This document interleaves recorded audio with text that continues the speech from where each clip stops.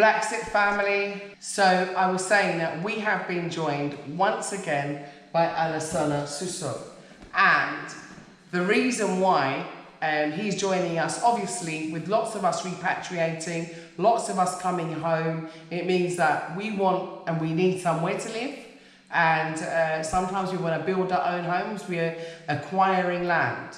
So with that being said, we've had lots of questions about land acquisition, also about dual citizenship, and also about demarcation, and also I wanted to give you an update with regard to everybody that's purchased land. Now, it has been quite rainy here recently because it is the rainy season, and so I've explained that demarcation of the plots has taken longer than usual, and some people don't understand the process. So I'm joined by Alassana Suso once again, who is an expert in land agent, and he has been working with us for quite some time successfully. So I would like Alassana to please explain, if you wouldn't mind. We're going to ask some frequently asked questions to you today so we can get clarification for others. So can you explain, what is demarcation? Okay, thank you very much, Juliet. One love, Bla Xit family. This is Alassana Suso, the BlaXit land manager, as my boss called me. Yeah, thank you very much for asking that question. The first question is, what is demarcation? Demarcation is the dividing of the properties into measurements, like 20 by 20. Like if the land is 100 by 100, that is 10,000 square meters, you divide it into 400 square meters per plot. That's what we mean by demarcation. And as at now, Gambia here, we are in the rainy season. The heavy rains is on as at now. Almost every day it is raining. So it's hard for the team to go to the ground, physically put the pegs, that is the numbers of the corners of the properties. So this is why it is taking time. So we have to hold on till when the heavy rain reduces. So this being the case, this is why we are unable to do the demarcation. But as soon as the rainy season, the heavy rains reduces, then people will go to the ground, demarcate it, and give the property owners their numbers and make their papers to physical planning and get their clearances for all of them. So secondly is what you asking about the ownership acquiring. Some people are saying, like, I am a non-Gambian, I cannot acquire a property in a particular village more than 2,500 square meters, which is 50 by 50 square. So it's possible. The government says this is 50 by 50 for a particular person in a particular village, you should own this. But this doesn't mean if you have more than that, the land will be forfeited from you. No. You, the person buying, you can put any name on the property that you buy. Like here, Juliet bought this property and one another property at the other corner and at the other corner. Can put this first one that he bought in her name. Then the second one, she can put somebody's name, which is the son or the husband or the brother or the cousin or whoever you wish to put there. Is okay. That's not a problem. This land is just to be protected for you by the law and from the enemies that will try to encourage in it. That's the reason why they said a non-Gambian could only own 50 by 50. But it doesn't mean that you cannot own, you cannot buy it. You can buy it because you are coming back to your home. And this is where you live. This is where you want to spend your life. So maybe the size that you bought 20 by 20 is not enough for you. You want to go a bigger size. If you have it from the owners and you paid for it, you need to have a document. Depending on whether you want to go the official transfer or you want to leave it at the local level, it's a choice. You can leave it at your local level, pay your rates and taxes annually. If you want to go to the official level, that depends on you. You can go ahead. Whatever the law says, you abide by it. That's all. Otherwise, you can keep paying your rates because that's what matters here. Buy the property, keep your rates, keep paying your rates duly. So that has no problem. Please, family, BlaXit family, we are here for you. As long as you acquire properties, know that your property is guaranteed, and no way that that property must be given to you legally and on documents. So don't have to mind. Whatever you want to do, contact us about the properties that you bought. We will take care of it, and we will make sure that you have valid documents, that is from the traditional owners to the official or to the government. Anywhere that you wish to get properties, we are fully behind you. Thank you all. I am Alassane. Bye. Alassane, one last question. I know you've got to run. Before you run, obviously you're a land agent as well in your own right, as well as working with for BlaXit. Now, say someone wants to buy a land, what can you do for them? I know through BlaXit, obviously you do all our investigations. Can you just really quickly explain the process that you do? Because it's really important that people understand what you do. Because obviously when BlaXit go to help people to move here or to get land, they need to understand the processes that we undertake. For example, you've done investigations for us. Can you explain what those investigations are and why they're important? Yeah, thank you, Juliet. As you just rightly said, like family, we are family now, BlaXit family. Like someone want to buy property from BlaXit family, or given the authority or whatever for us to buy the property for you. What we will do is when we go and see the property, we will do site visiting first, get the sketch plan with the coordinates. Then from there, we will reach to the neighbors or the family that owns the property. We find it out from them traditionally whether they are the rightful owners of this particular piece of land. If it's answered perfectly and correctly, and we are convinced by the authorities and the neighbors and the people who knows about the history of the property, well narrated and well established, and we accepted it, then we will reach to the authorities too. The authorities will also tell us the history and at least advise us what to do next. This is what we do when we are to buy properties for our BlaXit family people. These are the procedures we normally take. We don't just go and buy properties like that. We find out from the traditional owners and the neighborhood to explain to us that this particular piece of land that you want to go in for is owned by this particular family. They are from here. They got this property from these particular people, or they are the indigenous of this settlement. This is why they are able to get this piece of land. So they have the right to sell it or giving it out to any other person who wishes to purchase it or want to do anything there. So this is how we do our things. Then from there, we meet the authorities, the local authorities, the council of elders, and the area council people, the physical planning, the governor's office, the lands and surveys. All these are to be involved to get the property acquired accordingly. Okay, that's excellent. Yes. One last question, TDA. Can you explain to us about the Tourist Development Authority and about Gambian, the Gambian Tourist Board?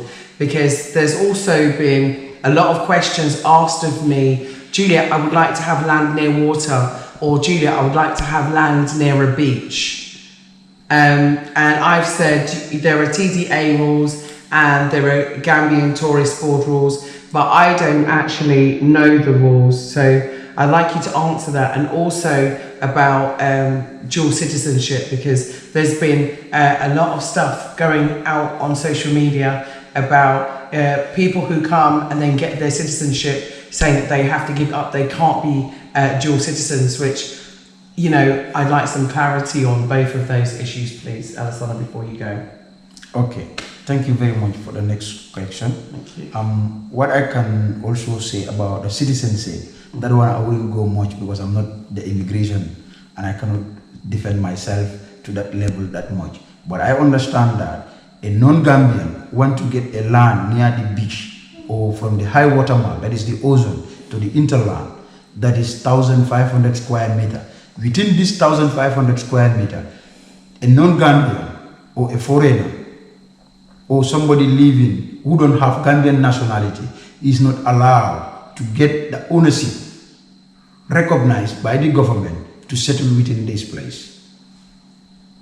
Secondly, TDA, there are areas that used to be 1,500 square meters, but there are areas that is 800 meters. So depending on the location and the size.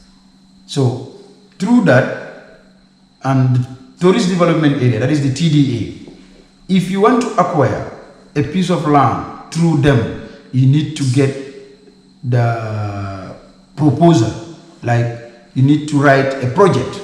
Business plan, yeah. That's the business plan. You apply it through Lands and Surveys to GT board. So you have your plan, like you want to go in for a bar and a restaurant, or you want to go in for a lodge, or a guest house, or a nightclub. So all this, you have to get your project. So when the project is written physically and typed and with all the costs and the money involved, the intentions, and you will be asked to go and answer to them, defend your project through what you said you want to do there. So if the government is convinced that this, you are trying to help the government to avoid unemployment, because when a hotel or a guest house is being erected there, so you creating employment facilities for Gambians. So all this has to be put into consideration. This is why to acquire a property within near the beach is somehow difficult, because they are trying to avoid this misuse of our beach, because there are people who will come settle near the beach and at the same time try to bring these dirty things to our beach to make our water very bad. So this is why they don't allow certain things to happen near the ozone. But whoever wants to settle by the beach, there are ways that you can take and get a property from government, that is through the Tourist Development Board, the GT board. It's not a problem. You just have to defend your project. If your project is being approved, therefore obviously you must have a piece of land near the beach. Like somebody who go in for a guest house or a hotel, you cannot ask that person why you don't want to do this. It's not possible. So this is why the restrictions is somehow hard, but it doesn't mean it is not given to people. People are there like Batukunku, Tujereng, Sanya. There are people living nearby the beach. Yes, and there is an estate here, Paradise, in Sanya, near the beach. You can even, it's just a stone throw to the ozone. Yeah, and it's a real estate. People are there buying properties. So if even one of my friends called Lamin Dago Juna is having a property near the beach, which is about 200 or 400, and he wants to go in for this housing estate, build and sell. So people like those are encouraging people to come and buy it, to settle nearby the ozone. So it's not a problem. Here is Gambia. Just come. BlaXit, we are one family. Whatever you need here in property, we are fully behind you. Absolutely. So can I ask you a quick question? Just what you just said just now, sorry, because that got me going. So that housing estate, can someone go and buy a house if you're a diasporan on the beach? Would the rule still apply if you buy through a housing estate or not? Or that's what I'm saying, it's a great area. Hence the property is built and given to an housing agent. Yes. The housing agent cannot identify who to sell or who to sell this property to, as you will be automatically registered, qualified to get this place. Okay. Yes, obviously. Yes, because I know some it people it will be already a leased property. Yes. So if it is already leased, it is just going to be an assigned. The lawyer will just assign the property to you. The parent file is in the name of the person who got it right from the estate. Now the person is selling it to as a to the second party. So this second party is going to be the rightful owner through the first serial number of the leasehold property. Okay, so you would have assigned. Yes. Okay. So you should have the first assigned lease number, and then it's reassigned to you. Good. Excellent. Okay, good. I'm sorry about that. And I know I put you under pressure, and I know you've got to go. So BlaXit family, those are a few of the questions. I'm going to ask Alasana to come back again, right? Because I've got like quite a few questions to ask him as well. But we're short for time today. So it was just a quick blast really to give you an update. And also I think that there's a time frame that the GTB board and the TDA in the TDA era, they give you to actually go and build. So don't think that you just go and you just put in your form. You have to then go and build, and it's a lease that they give you, isn't it? There's a procedures that you follow. Yeah. If the procedures are being met, then automatically you will be given an allocation. When allocation is given to you, they will go physically on the ground, show you the demarcation that is put in the corners for you. You know that here is the portion given to you, so you have the right to go and pay your building permits, get your drawing done, pay your permits. When you have your permits, then you come and start your building. Yeah. So whenever the physical planning are rotating within, they ask for a development permit, you show it them up. The document, you show them the allocation. It's from GT board. So this is how it is. Okay. And thank you very much, madam. Thank See you again. Excellent. One love. Thank you. One love. Thank you, BlaXit family. So there you have it. A lot of your questions being answered. Sorry.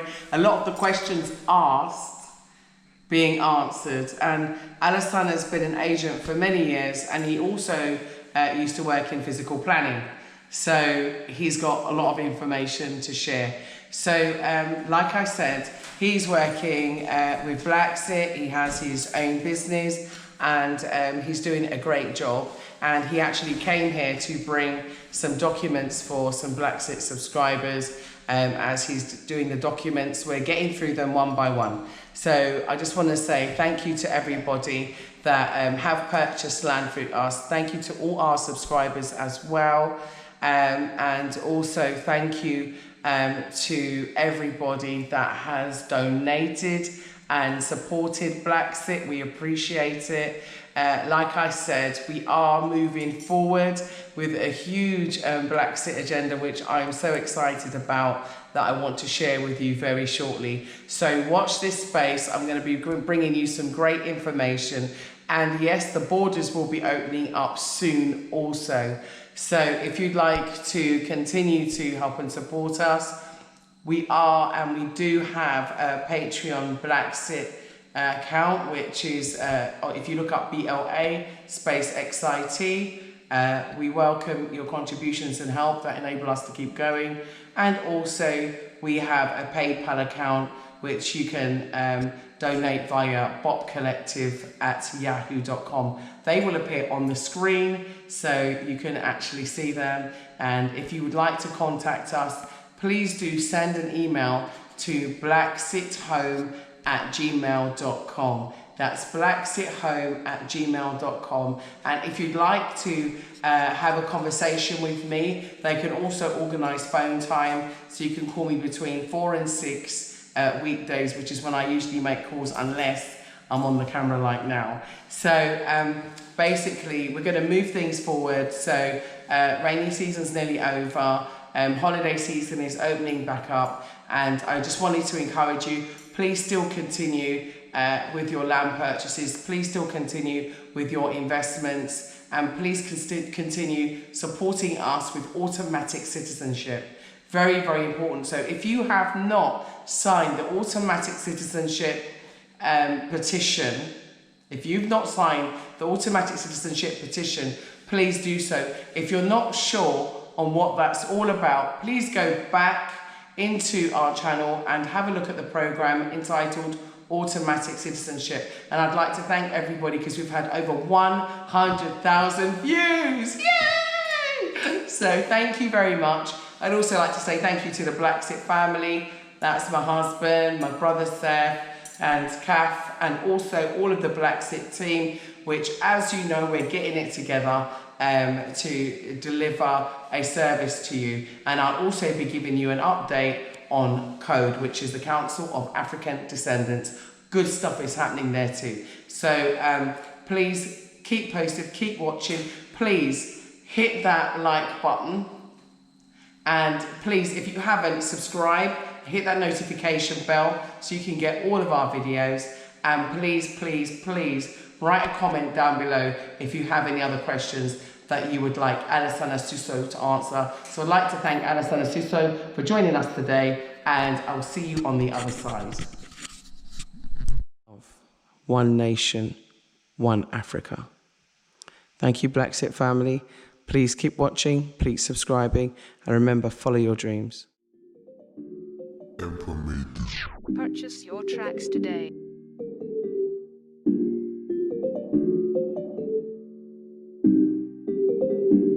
Emperor made this.